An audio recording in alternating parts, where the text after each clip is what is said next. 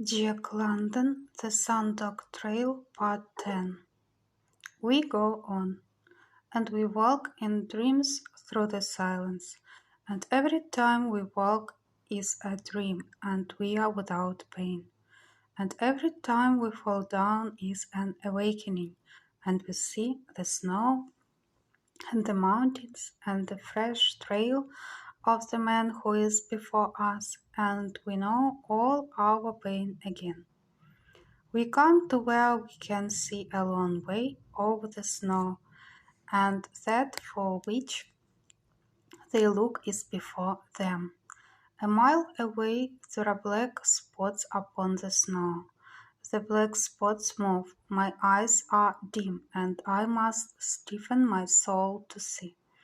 And I see one man with dogs and a sled.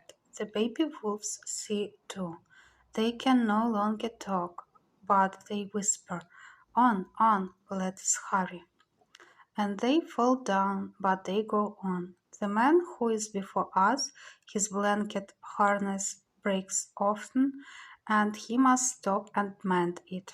Our harness is good, for I have hung it in trees each night. At 11 o'clock the man is half a mile away. At 1 o'clock he is a quarter of a mile away. He is very weak. We see him fall down many times in the snow. One of his dogs can no longer travel, and he cuts it out of the harness. But he does not kill it. I kill it with the axe as I go by, as I kill one of my dogs, which loses its legs and can travel no more. Now we are 300 yards away. We go very slow. Maybe in 2-3 hours we go 1 mile. We do not walk. All the time we fall down. We stand up and stagger 2 steps, maybe 3 steps, then we fall down again. And all the time I must help up the man and woman. Sometimes they rise to their knees and fall forward, maybe 4 or 5 times before they can get to their feet again, and stagger 2 or 3 steps and fall. But always do they fall forward, standing or kneeling, always do they fall forward, gaining on the trail each time by the length of their bodies. Sometimes they crawl on hands and knees like animals that live in the forest. We go like snails that are dying. We go so slow, and yet we go faster than the man who is before us, for he too falls all the time, and there is no Sitka Charlie to lift him up. Now he is 200 yards away. After a long time he is 100 yards away. It is a funny sight. I want to laugh out loud. Ha! Ha! Just like that. It is so funny. It is a race of dead men and dead dogs. It is like in a dream when you have a nightmare and run away very fast for your life and go very slow. The man who is with me is mad. The woman is mad. I am mad.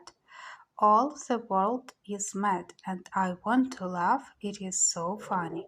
The stranger man who is before us leaves his dogs behind and goes on alone across the snow. After a long time we come to the dogs. They lie helpless in the snow, their harness of blanket and canvas on them, the sled behind them, and as we pass them they whine to us and cry like babies that are hungry. Then we too leave our dogs and go on alone across the snow. The man and the woman are nearly gone, and they moan and groan and sob, but they go on. I too go on. I have but 1/3. It is to come up to the stranger man. Then it is that I shall rest, and not until then Shall I rest? And it seems that I must lie down and sleep for 1,000 years. I'm so tired. The stranger man is 50 yards away, all alone in the white snow. He falls and crawls, staggers and falls, and crawls again. He is like an animal that is sore, wounded, and trying to run from the hunter. By and by he crawls on hands and knees. He no longer stands up, and the man and woman no longer stand up. They too crawl after him on hands and knees, but I stand up. Sometimes I fall, but always do I stand up again.